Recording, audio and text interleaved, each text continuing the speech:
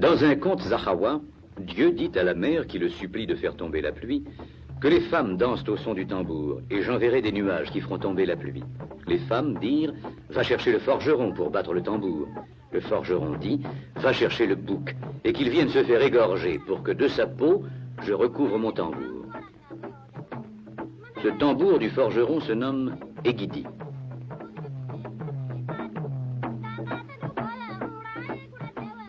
Et cette danse des femmes pour demander la pluie, était-ce Langalang que les jeunes femmes du village des Birgouli se sont mises à danser à la tombée du jour, simplement pour se divertir?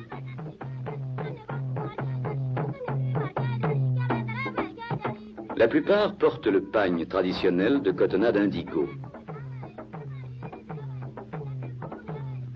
Celle-ci a sur la poitrine le wargahiris, pendentif fait d'une plaque d'argent ornée de cabochons.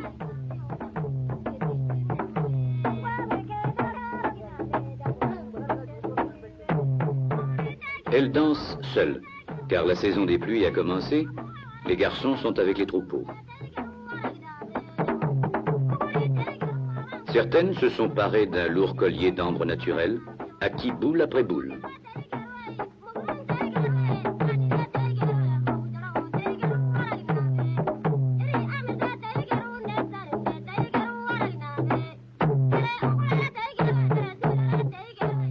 Elles dansent en cercle, tournant autour du musicien en sens inverse des aiguilles d'une montre, comme très souvent en Afrique.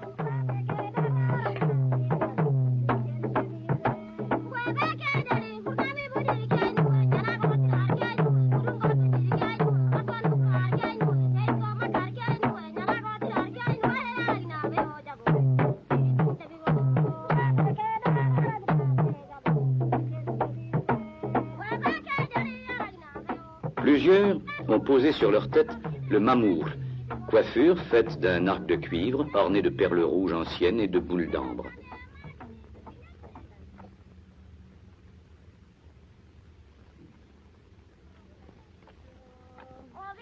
Quand le forgeron est fatigué de battre du tambour, ou quand il n'y a ni tambour ni musicien, on danse ergeiga en chantant et battant des mains.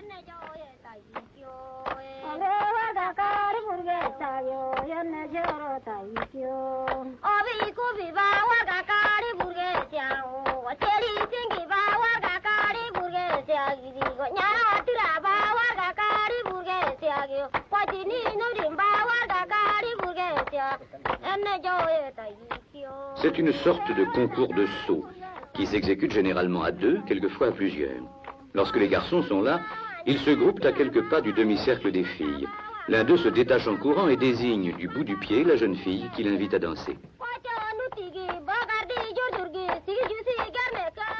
Si un grand personnage assiste à une danse, on attend de lui qu'il encourage musiciens et danseurs.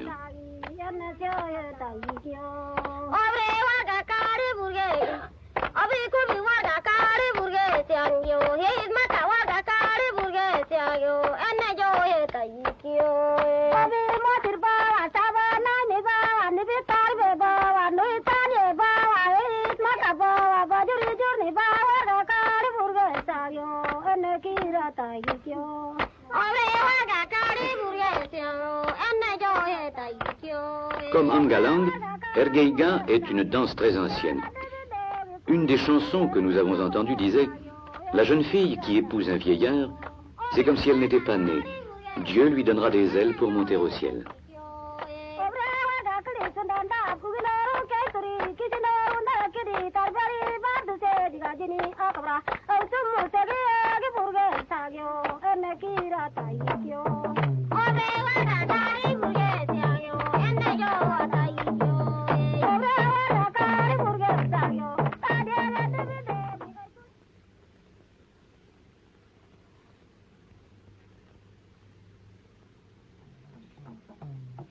Nous sommes au mois d'août et les pluies se font attendre.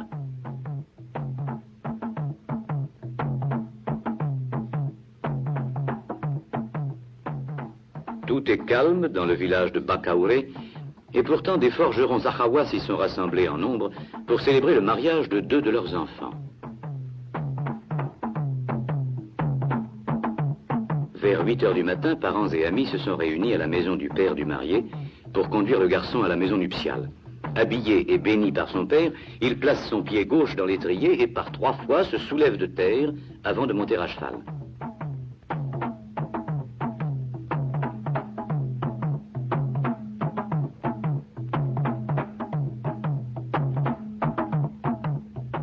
En fait, lassé d'attendre, après avoir versé aux parents de la fille la dot convenue, le jeune homme a enlevé sa fiancée il y a 1 mois, et il ne s'agit plus maintenant que de régulariser leur union. Le marié est enveloppé dans un pagne de femme retenu sous un turban. Impassible, comme un grand personnage, de son visage on n'aperçoit que les yeux baissés. On retrouve sur lui les attributs du nouveau circoncis, bracelet de perles au poignet, cravache dans la main droite.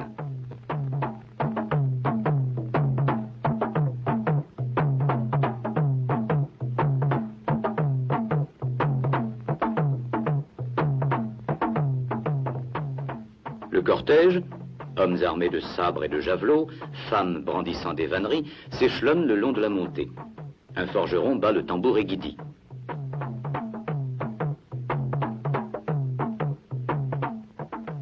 Ce petit garçon qui porte en travers du dos une natte plus grande que lui, c'est le koulaï, le garçon d'honneur. La natte est neuve. Les mariés s'y assiéront côte à côte à l'intérieur de la maison nuptiale.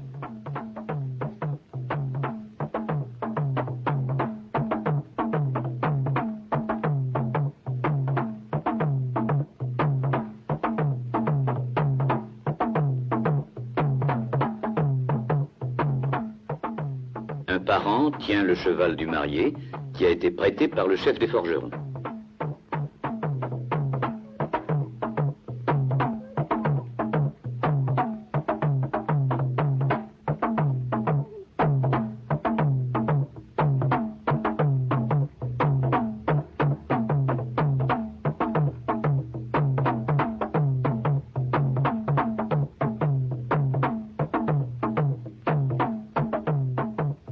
Dernière halte.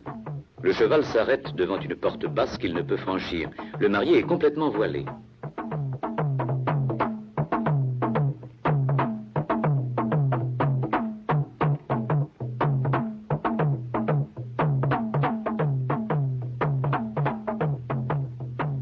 Serré dans un groupe compact, il est entré dans la maison nuptiale. Assis sur la natte, le koulaï près de lui, il a déposé son turban et remis le pagne qui le couvrait aux femmes qui vont aller chercher la mariée.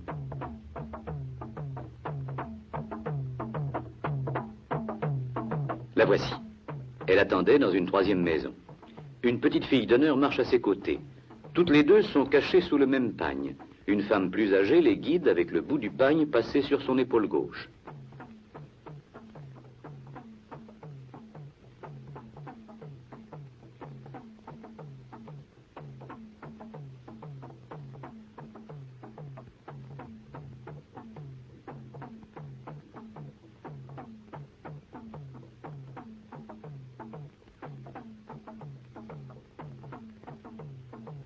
Le cortège monte lentement vers la maison nuptiale. Une femme improvise à voix basse une chanson triste.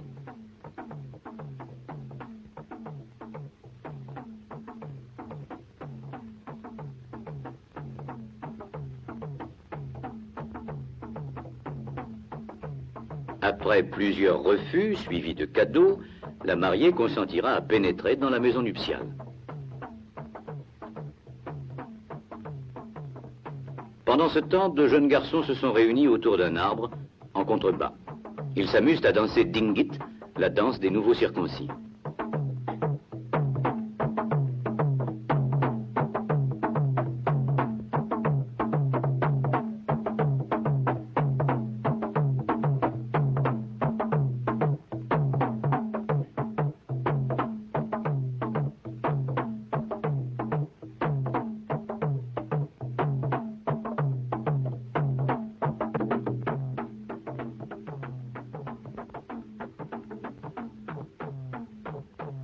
Le jour baisse.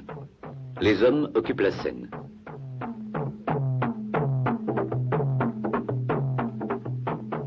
Bond, tournoiement, chute, retraite, combat singulier avec un adversaire invisible, le tout assaisonné d'excentricités burlesques. Telle est Dior, la danse des forgerons.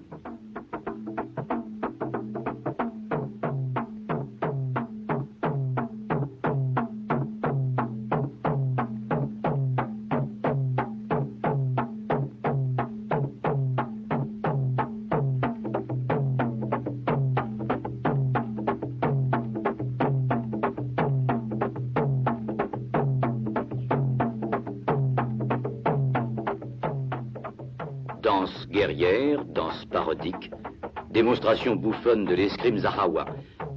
Chacun s'efforce de susciter le rire, de trouver quelque chose de plus drôle que le voisin. Il est rare de voir les Zahawa abandonner leurs réserves et s'amuser aussi franchement.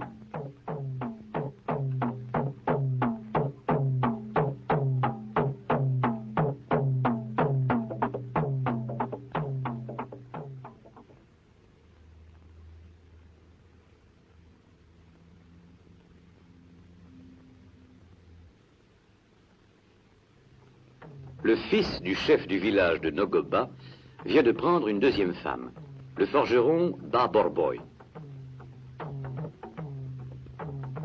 Des femmes, auxquelles se joindront quelques hommes et quelques enfants, se livrent à cette danse d'allure guerrière.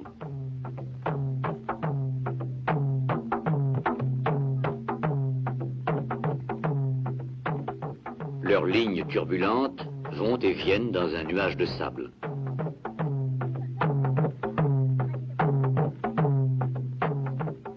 Du côté du marié, on brandit des armes.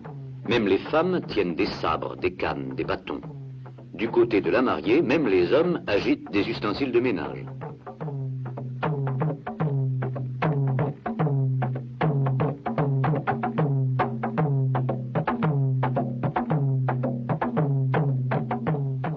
Quelques jeunes filles ou jeunes femmes ont sorti leur gongobai. C'est une crosse de bois recouverte de cuir qu'elles se sont mises à orner de coris et de perles dès qu'elles ont commencé à se préparer au mariage.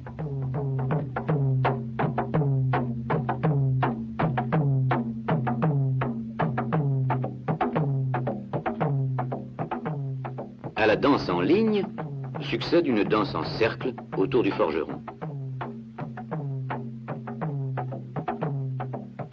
Les danseurs dessinent des 8 autour des danseuses.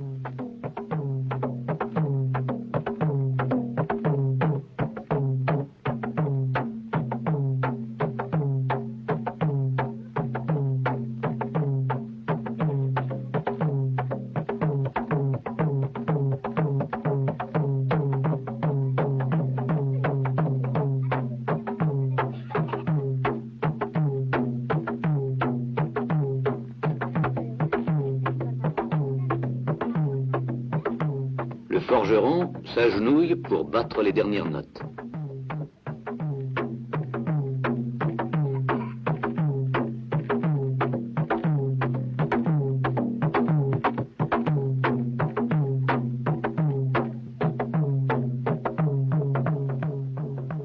Les femmes l'acclament en brandissant au-dessus de sa tête l'objet qu'elles ont à la main.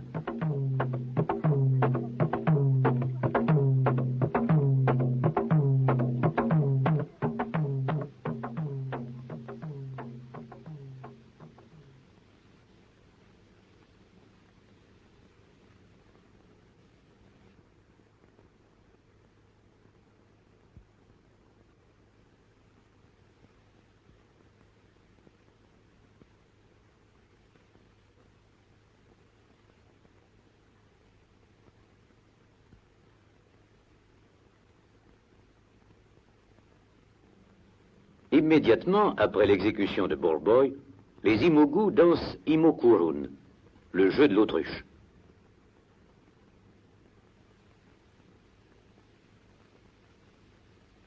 Les mâles sont représentés par les hommes, dont le costume est un contraste de couleurs qui essaie de rappeler la richesse du plumage de l'oiseau. Les femelles, plus ternes, sont représentées par des femmes couvertes de leur pagne indigo.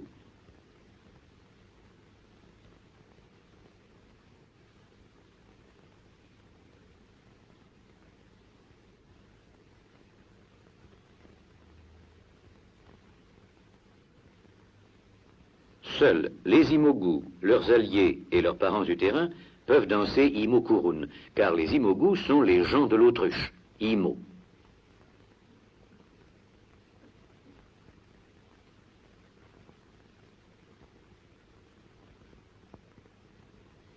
Leur ancêtre, alors qu'il n'était qu'un nouveau-né, fut sauvé par une autruche. Laissé par sa mère dans un wadi, lorsque celle-ci revint le chercher, elle aperçut une autruche qui le protégeait de ses ailes déployées contre l'ardeur du soleil.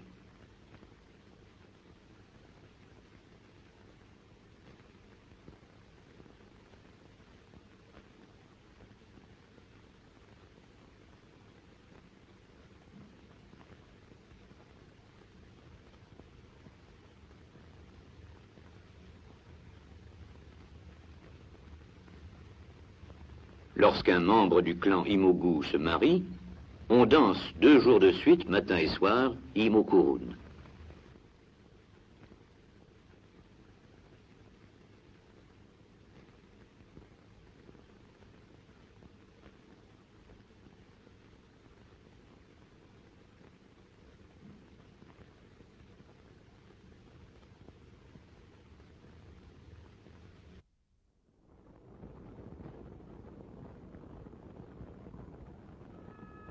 Le sultan Abderrahman, fils de Hagar, a transporté sa capitale à Hiliba en 1943.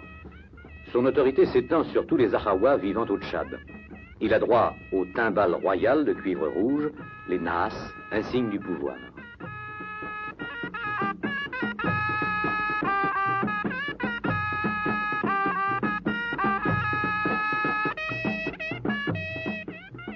Demain, nous quittons le pays Ahawa. En l'honneur de notre départ, le sultan a fait installer quelques timbales dans la cour de son palais, où les femmes de sa famille dansent.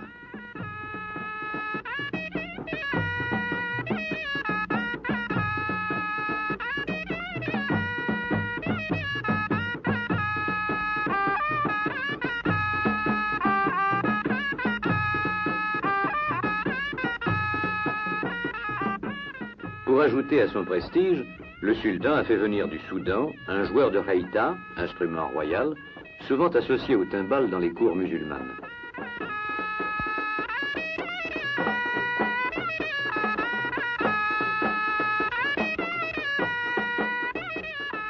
Les femmes tournent autour des timbales en sens inverse des aiguilles d'une montre.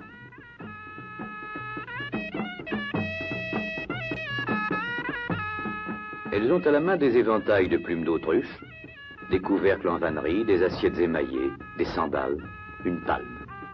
Les femmes qui dansent sont des princesses, femmes du sultan, sœurs du sultan, femmes de ses frères et aussi femmes de son père.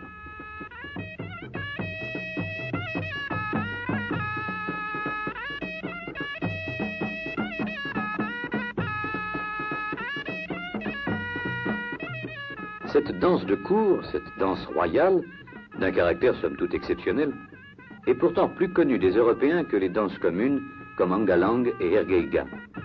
Chaque fois que le sultan sortait de son palais de briques crues pour accueillir un haut fonctionnaire, les femmes dansaient autour des timbales en l'honneur de l'étranger.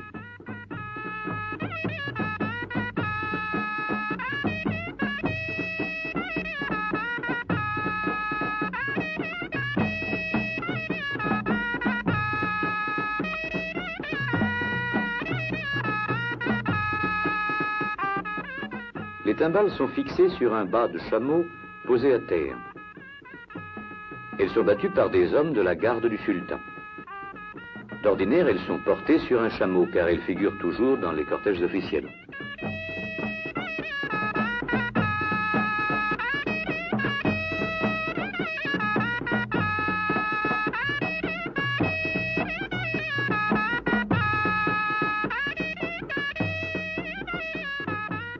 Un garde leur rend les honneurs royaux en faisant tournoyer au-dessus d'elle un éventail de plumes d'autruche. Le vendredi, jour de marché, il devient le boucher du village.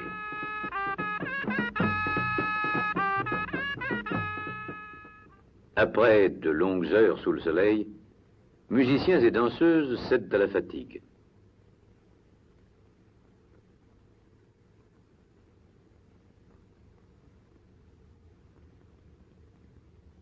La pause se prolonge. Une vieille femme qui fait tournoyer un flabellum rameute les danseuses.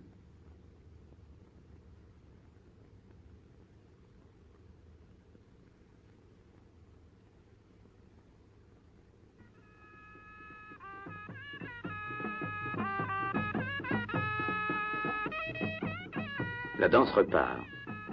Elle peut se prolonger des jours entiers.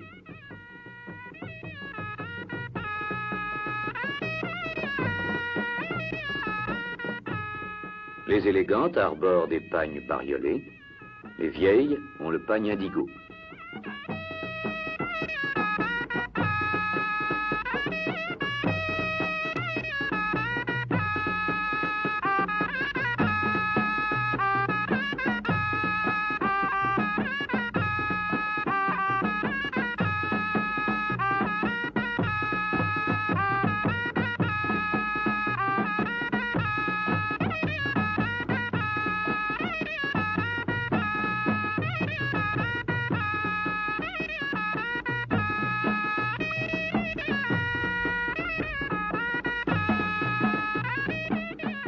les femmes ont mis leurs plus beaux bijoux.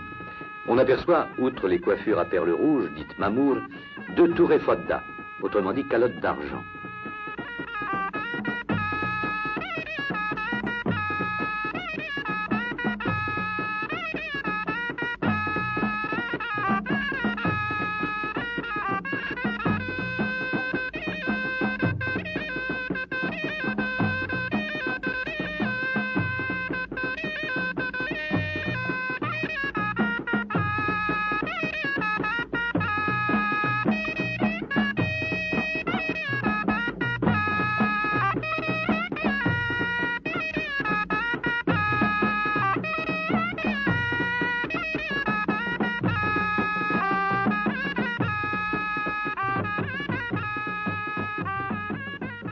Les gens du village ont entendu la musique et sont venus s'asseoir à l'ombre du mur, de plus en plus courte.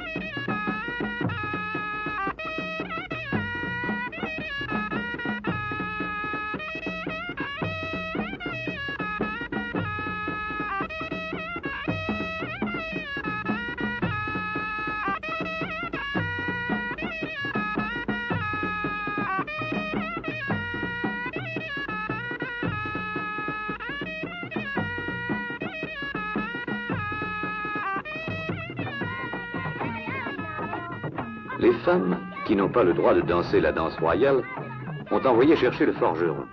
Un autre cercle s'est formé, qui danse Angalang.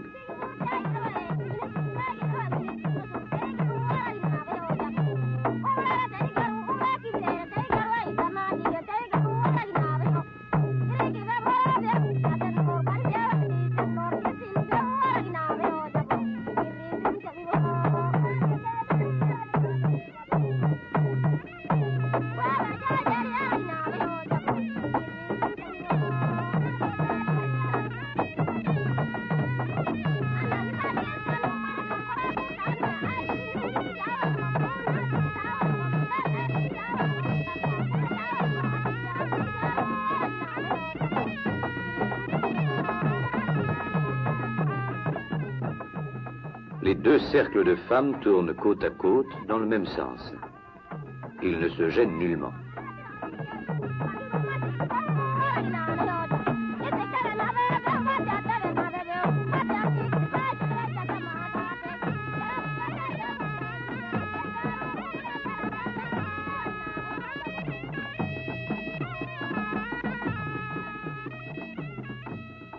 Le touré fodda est une coiffure constituée par un minuscule énin d'argent auquel des pendants d'oreilles sont suspendus par des chaînes d'argent. D'énormes perles d'ambre sont nouées aux tresses de la chevelure.